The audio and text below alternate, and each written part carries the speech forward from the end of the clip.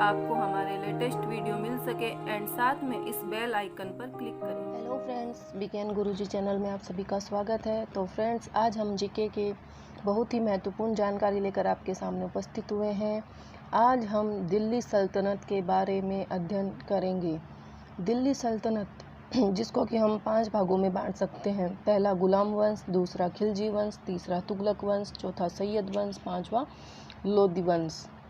तो इसको आप ऐसे याद रख सकते हो, गुलाब खिले तो सांस लो, गुलाब खिले तो सांस लो। गुलाम वंश, खिलजी वंश, तुगलक वंश, सैयद वंश और लोदी वंश, ये सारे क्रम वाइज इसमें आ गए हैं। इस ट्रिक के माध्यम से आप इसको याद रख सकते हो। तो सबसे पहले हम पढ़ेंगे गुलाम वंश के बारे में, जिसका शासनकाल रहा था 1206 से 1290 ईस्वी तक। तो सबसे पहले गुलाम वंश का जो संस्थापक था वो था कुतुबुद्दीन ऐबक, संस्थापक था ये। और कुतुबुद्दीन ऐबक जो था वो मोहम्मद गोरी का गुलाम था। कुतुबुद्दीन ऐबक के जो अन्य नाम थे वह थे ममलूक व इल्बरी तुर्क। कुतुबुद्दीन ऐबक ने अपनी राजधानी बनाया था लाहौर को। इसने कुतुब मीनार जो एक प्रसिद्ध इमारत है उसकी नींव डाली थी, परंतु कुतुब मीनार को पूरा करने का श्रेय दिया जाता है इल्तुतमिश को। इसे लाल बख्श भी कहा जाता था क्योंकि ये लाखों का दान दे दिया करता था। 2.5 दिन के झोंपड़े का निर्माण भी इसी ने करवाया था। 2.5 दिन का झोंपड़ा जो कि अजमेर में है, और संस्कृत विश्वविद्यालय को तोड़कर कुतुबुद्दीन ने उसकी जगह पर 2.5 दिन के झोंपड़े का निर्माण करवाया था। फिर है इल्तुतमिश। इल्तुतमिश यह सल्तनत काल का वास्तविक संस्थापक था। इसने अपनी राजधानी दिल्ली को बनाया जो कुतुबुद्दीन ऐबक के समय लाहौर थी। इल्तुतमिश कुतुबुद्दीन ऐबक का गुलाम एवं दामाद था जो इल्बरी तुर्क था। इल्तुतमिश ने 40 व्यक्तियों का एक दल बनाया जिसे तुर्क-ए-चहलगामी कहते हैं, तथा इल्तुतमिश ने मंगोल आक्रमणकारी से दिल्ली की रक्षा की थी। इसने भारत में इक्ता प्रणाली को शुरू करवाया था और 1236 ईस्वी में बीमारी के कारण इल्तुतमिश की मृत्यु हो गई थी। इसके बाद है रजिया सुल्तान। रजिया सुल्तान का शासनकाल था 1236 से 1240। यह भारत की प्रथम महिला मुस्लिम शासिका कहलाती है। यह इल्तुतमिश की पुत्री थी। यह लड़कों की तरह पली बढ़ी थी, इसी कारण यह पुरुषों की तरह चोगा वह कुल्हा यानी कि टोपी पहनकर खुले मुंह से दरबार में जाती थी। इल्तुतमिश ने 40 सरदार तुर्क-ए-चहलगामी नियुक्त किए। 40 सरदार रजिया सुल्तान से परेशान थे। उन्होंने रजिया बेगम को मारने के लिए अल्तुनिया को भेजा, परंतु रजिया बेगम ने अल्तुनिया के साथ निकाह कर लिया तथा 40 सरदारों ने याकूब के साथ रजिया बेगम का गलत संबंध बताकर उसे गद्दी से हटाने का प्रयास किया, परंतु वह असफल रहे। इसके बाद है बलबन। बलबन का वास्तविक नाम बहाउद्दीन था। यह गयासुद्दीन बलबन के नाम से दिल्ली के राज सिंहासन पर बैठा था। फिर है राज दरबार में सिजदा व पेबोस की प्रथा की शुरुआत बलबन के द्वारा की गई थी। बलबन ने लौह व रक्त की नीति का पालन किया था।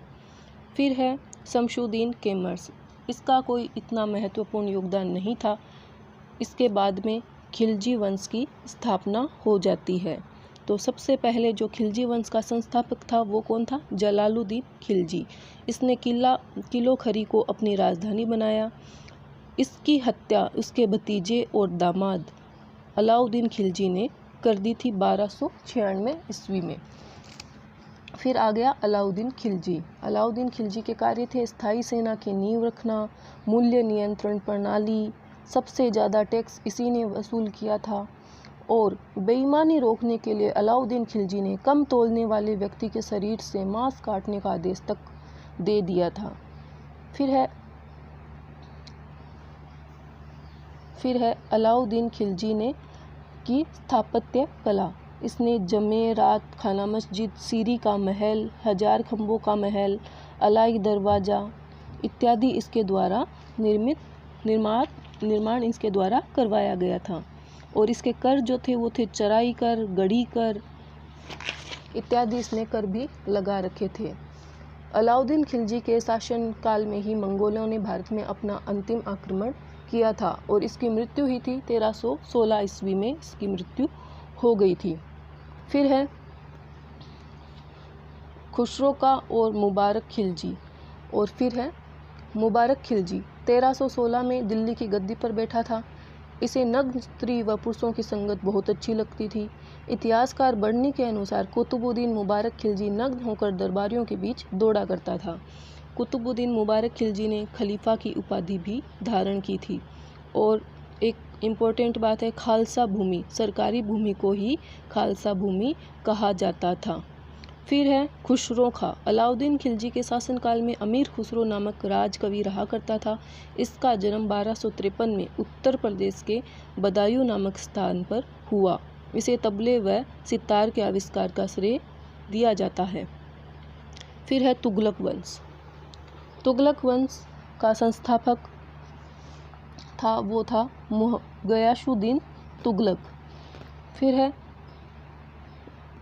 गयासुद्दीन तुगलक ने 1320 ईस्वी में दिल्ली के राज सिंहासन पर बैठा था। इसने भारत में करीब 29 बार मंगोल आक्रमणकारियों को विफल किया था। इसने भारत में सिंचाई के लिए कुओं व नहरों का निर्माण भी करवाया था। फिर है मोहम्मद बिन तुगलक। गयासुद्दीन तुगलक के बाद जुन्ना खां मोहम्मद बिन तुगलक के नाम से दिल्ली के राज सिंहासन पर बैठ गया। और मध्यकालीन शासकों में मोहम्मद बिन तुगलक सर्वाधिक शिक्षित व विद्वान व्यक्ति था। यह स्वप्नशील, पागल एवं रक्त पिपासु के उपनामों से भी जाना जाता है। अफ्रीकी यात्री मोरक्को इब्न बतूता 1333 ईस्वी में भारत आया। मोहम्मद बिन तुगलक ने इसे दिल्ली का काजी नियुक्त कर दिया। फिर है इब्न बतूता की बुक का नाम है रेहला और इसने चमड़े के सिक्के भी मोहम्मद बिन तुगलक शेख अलाउद्दीन का शिष्य था। यह दिल्ली सल्तनत का पहला ऐसा शासक था जो अजमेर में शेख मोइनुद्दीन चिश्ती की दरगाह पर गया था। फिर है इसकी मृत्यु हो गई थी मोहम्मद बिन तुगलक की 1351 ईस्वी में थटा के नज़दीक गोडाल नामक स्थान पर हो गई थी। फिर है फिरोज तुगलक। दिल्ली सल्तनत का एकमात्र सुल्तान जिसका 2 बार राज्याभिषेक किया गया था वो था फिरोज तुगलक। पहली बार फिरोज तुगलक का राज्याभिषेक मार्च 1351 में थटा के नज़दीक करवा दिया गया और दूसरी बार 1351 में दिल्ली में। सर्वप्रथम ब्राह्मणों पर जजिया कर लगाने वाला सुल्तान फिरोज तुगलक था। फिरोज तुगलक ने 5 बड़ी नहरों व 300 नए शहरों को बसाया। इनमें हिसार, फिरोजाबाद, फतेहाबाद, फिरोजपुर, जौनपुर आदि शहरों को बसाया था। फिर है फिरोज तुगलक ने मुस्लिम महिलाओं के एवं विधवाओं व लड़कियों के लिए की सहायता के लिए दीवाने खैरात नामक विभाग की स्थापना की थी। फिर है अगला है महमूद तुगलक। तो महमूद तुगलक का इतना कोई बहुत बड़ा योगदान नहीं था, इसलिए इसके बारे में ज़्यादा जानकारी नहीं मिलती है। उसके बाद में सैयद वंश की स्थापना हुई थी। सैयद वंश का संस्थापक था खिज्र खां। सैयद वंश का भारत में शासन 14 से 1451 तक रहा था। फिर है लोदी वंश। लोदी वंश की स्थापना 1451 में बहलोल लोदी। अंतिम था लोदी वंश। लोदी वंश की स्थापना 1451 में बहलोल लोदी के द्वारा की गई। यह बहलोल शाह लोदी की उपाधि से राज सिंहासन पर बैठा था 1451 ईस्वी में। फिर है यह पहला व्यक्ति था जिसने दिल्ली में प्रथम अफगान राज्य की स्थापना की। बहलोल लोदी ने अपने शासनकाल में बहलोल सिक्कों को चलवाया था। इसका पुत्र का नाम था निजाम खां। इसका पुत्र व उत्तराधिकारी निजाम खां हुआ जो 1489 ईस्वी में सिकंदर शाह लोदी की उपाधि से दिल्ली के राज सिंहासन पर बैठ गया था। 1504 में इसने आगरा शहर को बसाया था और प्रथम राजधानी बनाने वाला सिकंदर लोदी ही था। आगरा को अपनी प्रथम राजधानी बनाने वाला सिकंदर लोदी ही था। भूमि के मापन के लिए गजे सिकंदरी का प्रचलन सिकंदर लोदी के द्वारा शुरू किया गया। गुल रुखी शीर्षक से फारसी में कविताएं लिखने वाला सिकंदर लोदी प्रथम सुल्तान था। फिर है सिकंदर लोदी ने मुसलमानों को ताजिया निकालने तथा मुस्लिम स्त्रियों को संतों व पीरों की मजार पर जाने से पूर्ण रूप से प्रतिबंधित कर दिया। गले की बीमारी के कारण 1517 ईस्वी में सिकंदर लोदी की मृत्यु हो गई थी। फिर है सिकंदर लोदी के पुत्र का नाम था इब्राहिम शाह लोदी। इब्राहिम शाह लोदी 1517 में आगरा के राज सिंहासन पर बैठ गया। 21 अप्रैल 1526 ईस्वी में इब्राहिम लोदी का पानीपत के प्रथम युद्ध में बाबर से युद्ध हुआ और इस युद्ध में इब्राहिम लोदी मारा गया। मध्यकालीन शासकों में इब्राहिम लोदी प्रथम ऐसा शासक था जो युद्ध के दौरान मारा गया था। इसी के साथ ग्वालियर नरेश विक्रमादित्य भी मारे गए। इब्राहिम लोदी को मारकर बाबर ने भारत में मुगल वंश की स्थापना कर दी थी। तो फ्रेंड्स, आपको ये जानकारी कैसे लगी प्लीज़ हमें कमेंट में ज़रूर बताना और इस चैनल को आप ज़्यादा से ज़्यादा लाइक करना, शेयर करना और सब्सक्राइब करना।